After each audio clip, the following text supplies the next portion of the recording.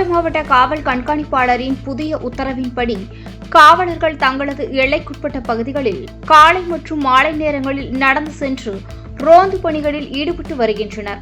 இதன் ஒரு பகுதியாக பேரூர் சரக காவல்துறை டிஎஸ்பி நேற்று மாலை தொண்டாமுத்தூர் காவல் நிலைய எல்லைக்குட்பட்ட குளத்துப்பாளையம் முதல் குபேரபுரி வரை நடந்து சென்று ரோந்து பணியில் ஈடுபட்டார். ரோந்து பணியின் போது பள்ளி முடிந்து வீடு திரும்பிக் கொண்டிருந்த மாணவர்களிடம் கலந்துரையாடிய அவர் பாதுகாப்பு குறித்த விழிப்புணர்வு ஆலோசனைகளை வழங்கினார். தொடர்ந்து சந்தைப்பேட்டை பேருந்து நிலையத்தில் பொதுமக்களின் பாதுகாப்பு நிலை குறித்து ஆய்வு செய்ததுடன் அப்பகுதியில் கூடுதல் சிசிடிவி கேமராக்கள் பொருத்துவது தொடர்பாகவும் அதிகாரிகளுடன் ஆலோசனை நடத்தினார். மேலும் குபேரபுரி பகுதியில் வசித்து வரும் வடமாநில தொழிலாளர்களின் குடியிருப்புகளுக்கு சென்று அவர்களின் அடையாள ஆவணங்கள், தங்கும் அனுமதிகள் மற்றும் பணிபுரியும் இடங்கள் குறித்து நேரில் விசாரணை மேற்கொண்டார்.